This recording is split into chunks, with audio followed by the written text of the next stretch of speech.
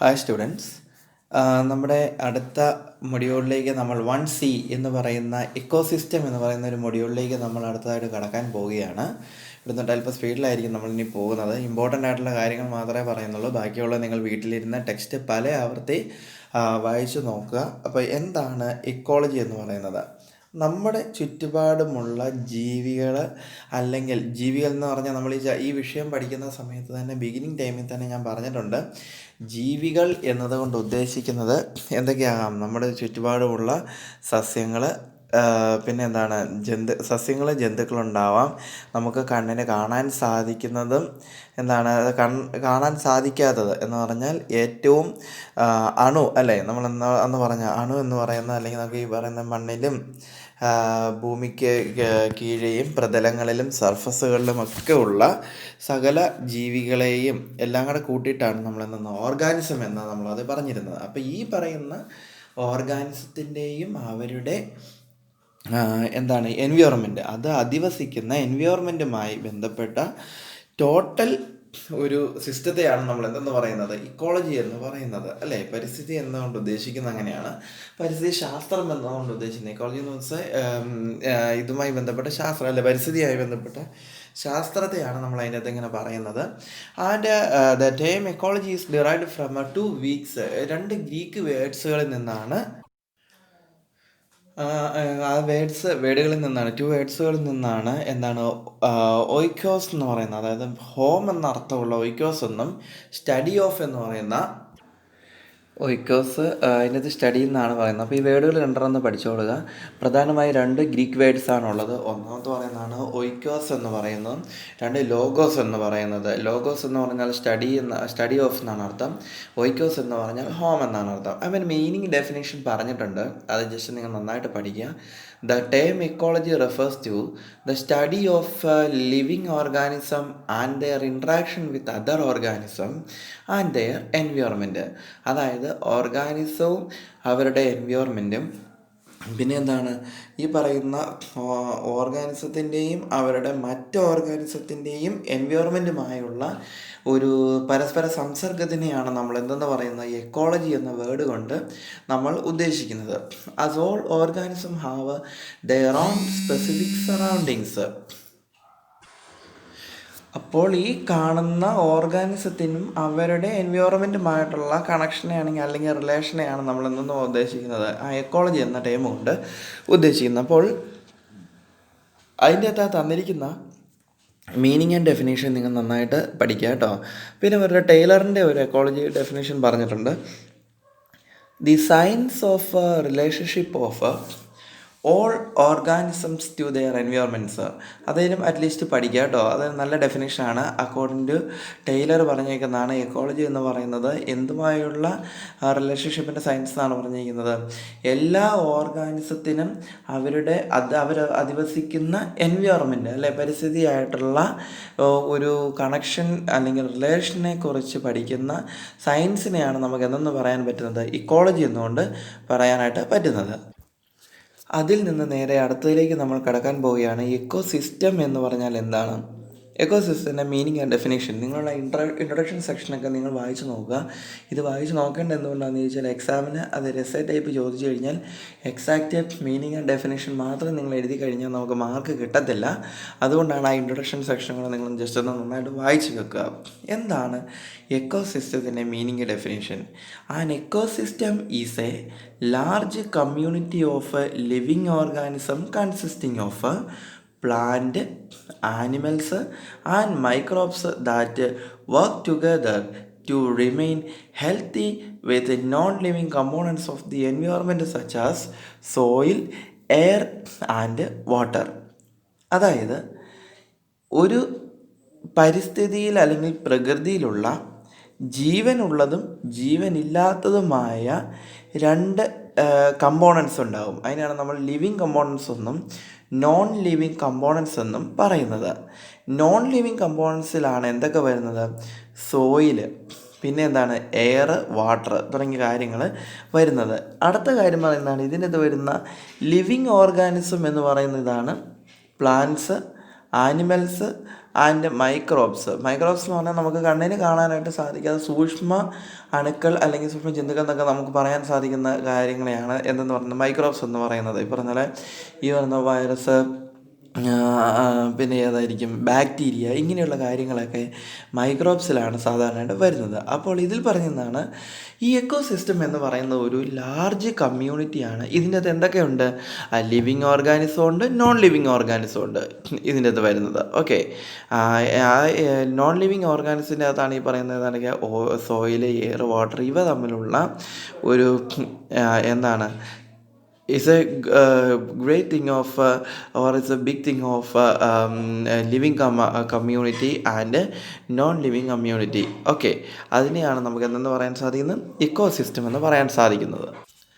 അടുത്ത പറയുന്നതാണ് ഗ്ലോബൽ എക്കോസിസ്റ്റത്തിന് ഒരു എന്താണ് എക്സാമ്പിളായിട്ട് പറയുന്നതാണ് എന്തെന്ന് ബയോസ്ഫിയർ എന്ന് പറയുന്നത്. Biosphere is an example of global ecosystem. അടുത്ത ഒരു ഡെഫിനേഷൻ കൂടെ പറഞ്ഞിട്ടുണ്ട്, എന്നാ നോക്കാം.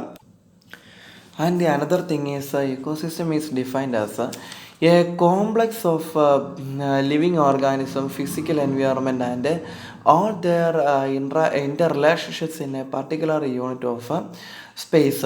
അതായത് ഒരു ഇതിലിവിടെ സ്പേസ് എന്ന് ഉദ്ദേശിക്കുന്നത് എന്താണ്? ഒരു നിശ്ചിത സ്ഥലം. ഓക്കെ, നിശ്ചിത സ്ഥലം എന്ന് പറയുന്നത്, ഈ നിശ്ചിത സ്ഥലം എന്ന് പറയാൻ കാരണം അതിൻ്റെ അകത്ത് ഞാൻ ആദ്യം പറഞ്ഞാൽ സർഫസ് വരാം, പിന്നെ എന്താണ് അന്തരീക്ഷം വരാം. ഇത് ഏതും അതിൻ്റെ അകത്ത് കാറ്റഗറിയിൽ വരാൻ സാധിക്കും. അപ്പോൾ ഈ അന്തരീക്ഷത്തിൽ എന്തുണ്ട്? ലിവിങ് ഓർഗാനിസം ഉണ്ട്, അതുപോലെ തന്നെ physical environment and all the relationship എന്നാണ് പറയുന്നത്. ഇവ തമ്മിലുള്ള പരസ്പര പൂരകങ്ങളായിട്ടുള്ള ഇൻ്റർ റിലേഷൻഷിപ്പും എന്ത് വരാനായിട്ട് സാധിക്കും? അതിനെ നമുക്ക് എന്തെന്ന് വിളിക്കാൻ സാധിക്കും? എക്കോ സിസ്റ്റം എന്ന് വിളിക്കുവാനായിട്ട് സാധിക്കും. And next important topic is that structure or components of ecosystem. ഒരു എക്കോ സിസ്റ്റത്തിൻ്റെ പ്രധാനപ്പെട്ട കമ്പോണൻസ് അല്ലെങ്കിൽ സ്ട്രക്ചറാണ് താഴെ പറയുന്നവ.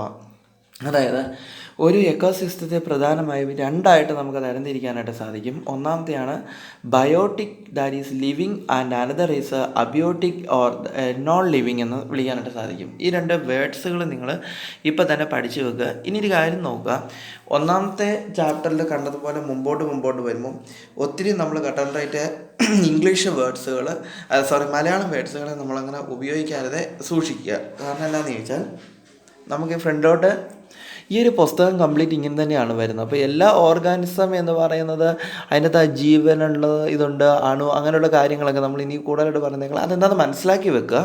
കാരണം നല്ലൊരു ശതമാനം ഇംഗ്ലീഷ് വേർഡ്സ് തന്നെ യൂസ് ചെയ്യുക. കാരണം തേർഡ് ഇയർ ആയി നമ്മൾ ഇംഗ്ലീഷ് വേർഡ്സ് കുറേ നല്ലത് പഠിച്ച് വെക്കണം. ഓക്കെ, അതുകൊണ്ടാണ് അതങ്ങനെ തന്നെ നോക്കുക എന്ന് പറയുന്നത്.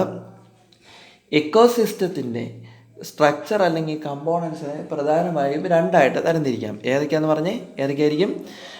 ബയോട്ടിക് എന്നും പിന്നെ എന്താണ് അബിയോട്ടിക് എന്നും രണ്ടായിട്ട് തിരിക്കാം. ബയോട്ടിക്കിനെ നമുക്ക് എന്തെന്ന് വിളിക്കാൻ സാധിക്കും? ലിവിങ് എന്നും അബിയോട്ടിക്കിനെ നമുക്ക് എന്തെന്ന് വിളിക്കാം? നോൺ ലിവിങ് എന്ന് രണ്ടായിട്ട് കാറ്റഗറി ചെയ്യാം. ആദ്യത്തെ നമ്മൾ നോക്കുകയാണ് എന്താണ് ബയോട്ടിക് ഇക്കോസിസ്റ്റം എന്ന് പറഞ്ഞാൽ എന്താണ് biotic ecosystem? The living organisms include plant, animal and microorganisms like bacteria, fungi and that are present in an ecosystem form the biotic components.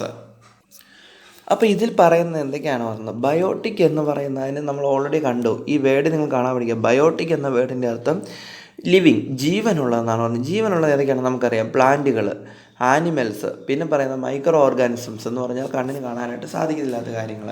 പിന്നെ ബാക്ടീരിയ വരാം, ഫംഗസ് വരാം, പിന്നെ പറയുന്നതിന് വൈറസ്, ഇങ്ങനെയുള്ള കാര്യങ്ങളൊക്കെ അതിൽ വരുന്നതാണ്. ഇതെല്ലാം നമുക്ക് എന്തെന്ന് വിളിക്കാം? അതിനെല്ലാം ലിവിങ് ഓർഗാനിസം എന്ന് വിളിക്കാം. That are present in an ecosystem form the biotic components and it can be classified again into certain categories. First one is producers, consumers, decomposers or reducers on the basis of energy requirement source. ആദ്യം നമുക്കിതിനെ producer എന്ന് വിളിക്കാൻ സാധിക്കും, പിന്നെ അതിനെ consumer എന്ന് വിളിക്കാൻ സാധിക്കും, പിന്നെ ഡീകമ്പോസേഴ്സ് ഓർ റെഡ്യൂസേഴ്സ് എന്ന് നമുക്ക് വിളിക്കാനായിട്ട് സാധിക്കും. ഇത്രയും കാറ്റഗറിയിലാണ് നമുക്ക് അതിനെ വിളിക്കാനായിട്ട് സാധിക്കുന്നത്. ഒന്നാമത്തെയാണ് പ്രൊഡ്യൂസർ എന്ന് പറയുന്നത്. പ്രൊഡ്യൂസർ എന്ന് പറയുന്നതിൻ്റെ കാരണം എന്താണെന്ന് വെച്ചാൽ producers are the plants in the ecosystem. ഒരു പ്രകൃതിയിലെ അല്ലെങ്കിൽ ഒരു എക്കോസിസ്റ്റത്തിൽ പ്രൊഡ്യൂസേഴ്സ് എന്ന് പറയുന്നത് എപ്പോഴും ആരായിരിക്കും? പ്ലാന്റുകളായിരിക്കും എന്നാണ് പറഞ്ഞേക്കുന്നത്. In the presence of sunlight and chlorophyll all other living things depends on plants for their energy requirements of food as well as oxygen. അതായത് പ്രകാശ സംശ്ലേഷണം വഴി, അതായത് ഫോട്ടോസിന്തസിസ് വഴി നമുക്ക് എന്താണ് ഈ ലിവിങ് ഓർഗാനിസത്തിന് വേണ്ട എനർജികൾ എപ്പോഴും, അല്ലെങ്കിൽ ഓക്സിജൻ തുടങ്ങിയ സംഭവങ്ങൾ ആരാണ് ഉണ്ടാക്കുന്നത്? ആരാണ് മേക്കപ്പ് ചെയ്യുന്നത്? നമ്മൾ നേരത്തെ പഠിച്ചിട്ടുണ്ട്. അവയെല്ലാം ചെയ്യുന്നത് ആരാണ്? പ്ലാന്റുകളാണെന്നാണ്. അതുകൊണ്ടാണ് അവരെ നമ്മൾ എന്തെന്ന് വിളിക്കുന്നത്? പ്രൊഡ്യൂസേഴ്സ് എന്ന് വിളിക്കുന്നത്. രണ്ടാമത് പറയുന്നതാണ് കൺസ്യൂമേഴ്സ് എന്ന് പറയുന്നത്.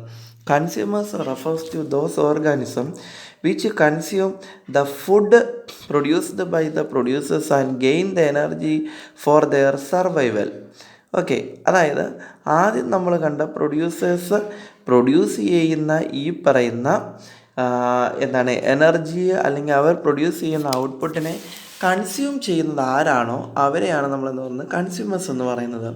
ഇതിൻ്റെ അകത്ത് പ്രധാനമായും വരുന്നത് ആരൊക്കെയാണ് അല്ലെങ്കിൽ എന്തൊക്കെയാണെന്നാണ് നോക്കുന്നത്. ഒന്ന് ഹെർബിവോസ് എന്ന് പറയുന്ന ഒന്നാമത്തെ, പിന്നത്തെ കാർണിവോസ് എന്ന് പറയുന്നത് രണ്ടാമത്തെ, മൂന്നാമത്തെ ഓംനിവോർസ് എന്ന് പറയുന്നത് മൂന്നാമത്തെ. ഇത് 2 മാർക്കിന് ചോദിക്കാൻ സാധ്യതയുള്ളൊരു കാര്യമാണ്, നിങ്ങൾ നോട്ട് ചെയ്തോളുക. എന്താണ് herbivores? These are the living organism that feed on plants. പ്ലാന്റിൽ ഫീഡ് ചെയ്യുന്ന ലിവിങ് ഓർഗാനിസത്തെയാണ് നമ്മളെന്ന് പറയുന്നത് ഹെർബിവോസ് എന്ന് പറയുന്നത്. കാർണിവോസ് എന്ന് പറഞ്ഞാൽ എന്താണ്? These are the living organism that eat other living organism. മറ്റ് ഓർഗാനിസത്തെ ഭക്ഷണമായി സ്വീകരിക്കുന്ന ഓർഗാനിസത്തെയാണ് എന്തെന്ന് പറയുന്നത് കാർണിവേഴ്സ് എന്ന് പറയുന്നത്. ഓംനിവേഴ്സ് എന്ന് പറഞ്ഞാൽ എന്താണ്? These are animals that eat both plants and animals. നമ്മൾ ആദ്യം പറഞ്ഞ സംഭവം ഏതാണ്? സസ്യമുക്ക് ഒരെണ്ണം, 2 മാംസമുക്ക് എന്ന് പറയുന്നത് രണ്ടാമത്തെ, മൂന്നാമത്തെ ഏതാണ്? നമ്മുടെ മനുഷ്യരെ പോലുള്ളതാണ്. എല്ലാം 2 തിന്നും അല്ലേ? പറയുന്ന സസ്യത്തെയും തിന്നും മാംസത്തെയും തിന്നുന്ന ആളുകളാണ് ഓംനിവേഴ്സ് എന്ന് പറയുന്നത്. ഇനി മൂന്നാമത്തെ കാറ്റഗറിയിലേക്ക് സിയിലേക്ക് വരുന്നതാണ് എന്താണ്? ഡീകമ്പോസേഴ്സ് എന്ന് പറഞ്ഞാൽ എന്താണ്? Decomposers are fungi and bacteria which eat dead organisms that's include animals, plants and other living beings and transform them back into inorganic components that include nitrogen and carbon dioxide. These inorganic components are then used by the producers to prepare food. In this way, there occurs a cyclic exchange of substances between the living community and the environment. എന്താണ് decomposers എന്ന് പറഞ്ഞാൽ? അതായത്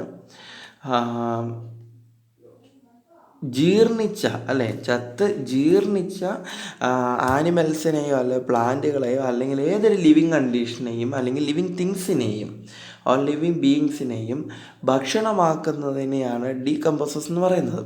അതുകൊണ്ടാണ് ഈ പറയുന്ന bacteria നമുക്കറിയാവുന്നതാണ്. ഇപ്പോൾ ഈ ലോകത്ത് എത്ര ഹൈ പൊസിഷനിൽ ഇരിക്കുന്ന ആളാണെങ്കിലും മരിച്ചു കഴിഞ്ഞാൽ അദ്ദേഹത്തെ പേരല്ല വിളിക്കുന്നത്, പിന്നെ എന്താണ് ഈ പറയുന്ന ഡെഡ് ബോഡി, മൃതശരീരം എന്നൊക്കെയാണ് വിളിക്കുന്നത്. അപ്പം ഈ പറയുന്ന ചില ആളുകൾ, അതായത് ഒത്തിരി ഈ മില്യനേഴ്സും ബില്യനേഴ്സൊക്കെ വിദേശ രാജ്യങ്ങളിൽ ഉണ്ടെന്നാണ് ഇങ്ങനെ പറയുന്നത്.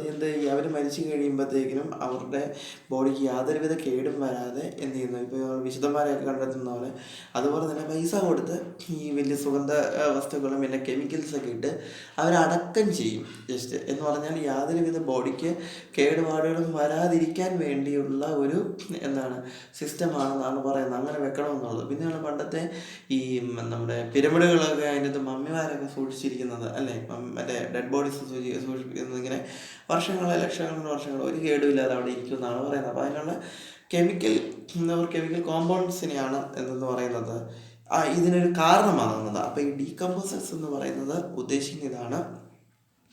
ഇങ്ങനെയുള്ള ഡെഡ് ഓർഗാനിസത്തെ എന്ത് ചെയ്യുന്നു, അതിനകത്ത് animals, plants and other living beings ഉണ്ടാവും. അപ്പോൾ ഇവയൊക്കെ എന്തെന്ന് വിളിക്കാൻ സാധിക്കും? ഈ പറയുന്ന ജീർണിച്ചതിനെ ഡീകമ്പോസ് ചെയ്യുന്നതിനുള്ള ഫാക്റ്റുകളെ ഹെൽപ്പ് ചെയ്യുന്നതിനെയാണ് മൂന്നാമത്തെ ഡീകമ്പോസേഴ്സ് എന്ന് പറയുന്നത്. ഇനിയാണ് അടുത്തതിലേക്ക് നമ്മൾ ചെയ്യുന്നതാണ് അബിയോട്ടിക് ഓർ നോൺ ലിവിങ് ഓർഗാനിസം എന്ന് പറയുന്നത്. എന്താണ് അബിയോട്ടിക് ഓർഗാനിസം എന്ന് പറയുന്നത്? Abiotic ecosystem is the physical or the chemical factors that act on the living organism at any part of their life. പഠിച്ചു വെക്കുക. അതായത് അബിയോട്ടിക് എക്കോസിസ്റ്റം എന്ന് പറയുന്നത് ലിവിങ് ഓർഗാനിസത്തിൻ്റെ ഏതെങ്കിലും ഒരു പാർട്ട്, അതായത് ഒരു ജീവിതത്തിൻ്റെ ലിവിങ് ഓർഗാനിസത്തിൻ്റെ ഏതെങ്കിലും ഒരു പാർട്ടിലുള്ള എന്താണ് ഫിസിക്കൽ ഓർ കെമിക്കൽ ഫാക്ടേഴ്സിനെയാണ് നമ്മളെന്ന് പറയുന്നത് ഈ പറയുന്ന അബിയോട്ടിക് എന്ന് പറയുന്നത്. ചെറുതായിട്ട് വായിക്കും മനസ്സിലാകും. The physical constituents are soil, temperature, light and water. അതായത് മണ്ണ്, പിന്നെ എന്താണ് ഈ പറയുന്ന സൂര്യപ്രകാശം അല്ലെങ്കിൽ താപം, ലൈറ്റ്, വാട്ടർ, ഇങ്ങനെയുള്ള കാര്യങ്ങളൊക്കെ ഇതിൽ വരും.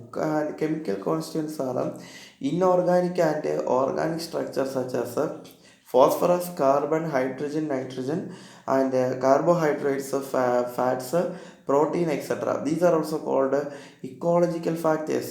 The abiotic factors vary from one ecosystem to another. അതായത് ഒരു പ്രകൃതിയിലെ അല്ലെങ്കിൽ എന്താണ് അന്തരീക്ഷത്തിലെ ഫിസിക്കൽ കോൺസ്റ്റൻസ് ആയിരിക്കുന്ന മണ്ണ്, സൂര്യപ്രകാശം, പിന്നെ എന്താണ് താപം, ഹ്യൂമിഡിറ്റി, ഇങ്ങനെയുള്ള കാര്യങ്ങളെല്ലാം കൂടെ ഒരു കാറ്റഗറി വരുന്നു.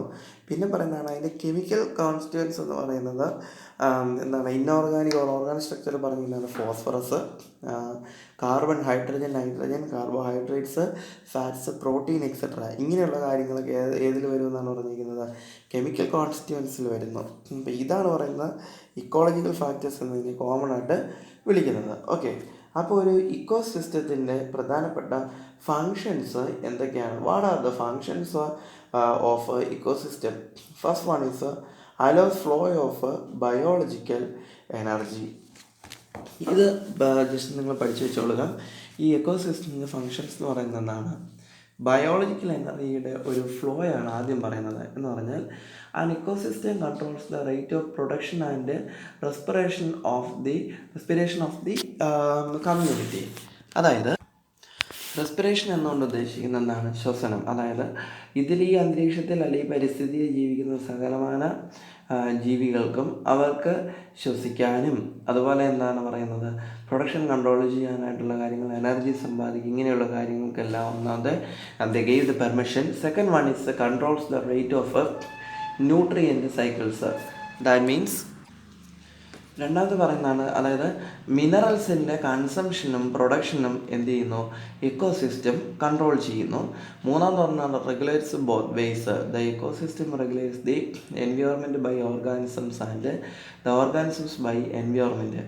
എൻവയോൺമെൻറ്റിനാൽ ഓർഗാനിസം വഴി എൻവയോൺമെൻറ്റ് എന്ന് പറഞ്ഞാൽ ആദ്യം ഞാൻ പറഞ്ഞിരുന്നു പരസ്പര പൂരകങ്ങളായിട്ട് അങ്ങോട്ടും ഇങ്ങോട്ടും എന്ത് ചെയ്യുന്നുണ്ട്? ഡിപ്പെൻഡ് ചെയ്ത് നിൽക്കുന്നു, അല്ലേ? പരസ്പരം ആശ്രയിച്ച് നിൽക്കുന്നു. അത് ഈ പറയുന്ന പ്രകൃതിയുടെ നിലനിൽപ്പിന് കാരണമാകുന്നു. Fourth one circulation of chemical elements. The ecosystem allows circulation of chemical elements from environment to organisms and back to environment. In this way, it provided nutrients to the producers which build up organic matter. അടുത്ത പറയുന്നതാണ് chemical elements. നമ്മൾ തൊട്ട് മുകളിൽ കുറേ കണ്ടായിരുന്നു. ആ chemical elements പറഞ്ഞാൽ ഏതൊക്കെയാണെന്ന് പറഞ്ഞ് ഫോസ്ഫറസ്, കാർബൺ, ഹൈഡ്രജൻ, ഇങ്ങനെയുള്ള കാര്യങ്ങളൊക്കെ അതിൻ്റെ വരുന്നതാണ്. അപ്പോൾ പറയുന്നതാണ് ഈ എക്കോസിസ്റ്റം എന്താ അലവ് ചെയ്യുന്നതാണ് പറയുന്നത്? കെമിക്കൽ എലമെൻറ്റ്സിൻ്റെ സർക്കുലേഷൻ എൻവയോൺമെൻറ്റിൽ നിന്ന് ഓർഗാനിസത്തിലേക്ക്, അതുപോലെ തന്നെ ഓർഗാനിസത്തിൽ നിന്ന് എൻവയോൺമെൻറ്റിലേക്ക് സർക്കുലേറ്റ് ചെയ്യുന്നു എന്നാണ് പറഞ്ഞേക്കുന്നത്. ഓക്കെ, അതിന് താഴേക്കുള്ള കാര്യങ്ങൾ നിങ്ങൾ വായിച്ചു നോക്കുക. സോളാർ എനർജിയുടെ കാര്യങ്ങളാണ് പറഞ്ഞിരിക്കുന്നത്. Next, ecological succession. എന്താണ് ഇക്കോളജിക്കൽ സക്സിഷൻ എന്ന് പറയുന്നത്? സക്സിഷൻ എന്ന വാക്കിൻ്റെ അർത്ഥം ശ്രേണി എന്നാണ്. അറിയില്ലെങ്കിൽ എഴുതി വെക്കുക. സക്സിഷൻ മീൻസ് ശ്രേണി. Okay, ecological succession means ecological development. Ecological ശ്രേണി എന്നുകൊണ്ട് ഉദ്ദേശിക്കുന്നത് അതിൻ്റെ വികസനത്തെയാണ്. അണ്ടർലൈൻ ചെയ്യുക. It refers to the process of gradual change in conditions of environment and the replacement of older species. അങ്ങനെ പറയാം. ഇറ്റ് റെഫേഴ്സ് ടു, അതായത് ഇക്കോളജിക്കൽ സക്സഷൻ എന്നുകൊണ്ട് അർത്ഥമാക്കുന്നത് ഒരു പ്രോസസ്സാണ്. എന്തിൻ്റെ? Gradual change in conditions of environment and the replacement of old species. ഗ്രാജുവലായിട്ടുള്ള മാറ്റം എന്നുകൊണ്ട് ഉദ്ദേശിക്കുന്നതെന്നാണ് കുറച്ച് എന്താണ് ക്രിയാത്മകമായി പതുക്കെ പതുക്കെ സ്റ്റെപ്പ് ബൈ സ്റ്റെപ്പായിട്ട് ഗ്രാജുവൽ പ്രോഗ്രസ് എന്ന് കേട്ടിട്ടില്ലേ? പെട്ടെന്ന് ഒന്നിൽ നിന്ന് 100ലേക്ക് എടുത്ത് ചാടുകയല്ല. പിന്നെ എന്താണ് 1, 20, 40, 60, 80, 100 അങ്ങനെയുള്ള പതുക്കെ പതുക്കെ പുരോഗതിയോട് കൂടിയുള്ള ഗ്രാജുവലായിട്ട് എന്ത് ചെയ്യുന്നു, ഇമ്പ്രൂവ്മെൻറ്റ്സ് വരുന്നതിനെയാണെന്നത് ഗ്രാജുവൽ പ്രൊസീഡിങ്സ് എന്ന് പറയുന്നത്, അല്ലെങ്കിൽ പ്രോഗ്രസ് എന്ന് പറയുന്നത്. അപ്പോൾ ഇതിൽ പറഞ്ഞിരിക്കുന്നതാണ് it refers to gradual change in conditions of എൻവിയോൺമെൻറ്റിൻ്റെ കണ്ടീഷൻസിൽ വരുന്ന ചേഞ്ചിൽ എങ്ങനെയാണ് വരുന്നത്? ഗ്രാജുവൽ ചേഞ്ചാണ്. അതുപോലെ തന്നെ ഈ ചേഞ്ച് ഉണ്ടായി കഴിയുമ്പോൾ ഓൾഡർ സ്പീഷ്യസ് എന്ത് ചെയ്യുമെന്നാണ് പറഞ്ഞിരിക്കുന്നത്? അവ ചേഞ്ച് ചെയ്യപ്പെടും, അല്ലെങ്കിൽ റീപ്ലേസ് ചെയ്യപ്പെടും എന്നാണ് പറയുന്നത്. Over the time it undergrows automatically. This is an ever continuing phenomenon that happens by means of autogenic process. Autogenic എന്ന് പറഞ്ഞാൽ സ്വയം സംജാതമായ നമ്മൾ പറയാറില്ല, അതാണ് ഓട്ടോജെനിക്, സ്വയം സംജാതമായ autogenic process. The occurrence of ecological succession has the following characters. അതായത് ഈ എക്കോളജിക്കലായിട്ടുള്ള ഈ ശ്രേണിക്ക് ചില സവിശേഷതകളുണ്ടോ? അത് താഴെ പറയുന്നവയാണ്. ഒന്ന്, it is A systematic process that involves change in species structure. അതായത് സ്പീഷ്യസിൻ്റെ ഘടനയിലുണ്ടാവുന്ന മാറ്റം, അത് ഇതിൻ്റെ അകത്ത് പറയുന്ന ഒരു വലിയ പ്രോസസ്സായിട്ടാണ് പറയുന്നത്. രണ്ടാമത് പറയുന്നതാണ് the changes are directional and takes place as a function of time. The succession occurs due to change in physical environment and population of the species. പിന്നെ പറയുന്ന ഒരു കാര്യം അതിൻ്റെ അകത്ത് എന്താണ് പറയുന്നത് എന്നാണ് സക്സഷൻ ഇതെപ്പോഴാണ് ഈ ശ്രേണി ഉണ്ടാകുന്നതെന്നാണ് പറഞ്ഞിരിക്കുന്നത്. ഫിസിക്കൽ എൻവയോൺമെൻറ്റിൽ വരുന്ന ചേഞ്ചും പിന്നെ പറയുന്നതാണ് സ്പീഷ്യസിൻ്റെ പോപ്പുലേഷനിലുണ്ടാകുന്ന ഇൻക്രീസും എന്തിന് കാരണമാകുന്നു? ഇങ്ങനെയൊരു ശ്രേണി ഉണ്ടാകുവാനായിട്ട് കാരണമാകുന്നു. The changes also okay due to population explosion of the species. അതായത് ഈ പറയുന്ന സ്പീഷ്യസിൻ്റെ ഈ വിസ്ഫോടനം അല്ല എക്സ്പ്ലോഷൻ എന്ന് പറയുന്നത്, അതിൻ്റെ പോപ്പുലേഷനിലുള്ള എണ്ണം ക്രമാതീതമായി കൂടി വരുമ്പോഴത്തേക്കും ഇവയുടെ ശ്രേണിയിലും ചേഞ്ച് വരുന്നുണ്ട്. പിന്നെയാണ് പറഞ്ഞത് the changes R predictable. The process of succession is self going, stable and biologically feasible. Okay, വലിയ കാര്യമുള്ള കേസുകളാണ്, നിങ്ങൾ പഠിച്ചു വെക്കുക. അടുത്ത ഏറ്റവും പ്രാധാന്യമുള്ളൊരു ഇതിലേക്കാണ് നിങ്ങൾ ഇങ്ങനെ LP സ്കൂളിൽ പഠിച്ചിട്ടുള്ളൊരു സംഭവമാണ് ഫുഡ് ചെയിൻ എന്ന് പറയുന്നത്. അതായത് ആഹാര ശൃംഖല എന്ന് പറയുന്നത് പഠിച്ചിട്ടുള്ളതല്ലേ? ഒരു ഭക്ഷ്യശൃംഖല അല്ലേ? പല പേരുകൾ നമ്മൾ പറയുന്നത് ഭക്ഷ്യശൃംഖല എന്ന് പറയുന്ന ഫുഡ് ചെയിന് പഠിച്ചു. അത് വേഗം പോകാട്ടെ, നിങ്ങൾക്ക് അറിയാവുന്ന കാര്യങ്ങളല്ലേ. The transfer of food energy from the producers through a series of organisms that is include herbivores to carnivores to decomposers with repeated eatings and being eaten is known as food chain. അത് നിങ്ങൾ underline ചെയ്യുക, നിർബന്ധമായും പഠിച്ചു വെക്കുക. Various steps in the food chain are called trophic levels. Energy is refers to the one trophic levels to another trophic levels. എന്താണ് food chain എന്ന് പറയുന്നത്, അല്ലെങ്കിൽ ഭക്ഷ്യശൃംഖല എന്ന് പറയുന്നത്?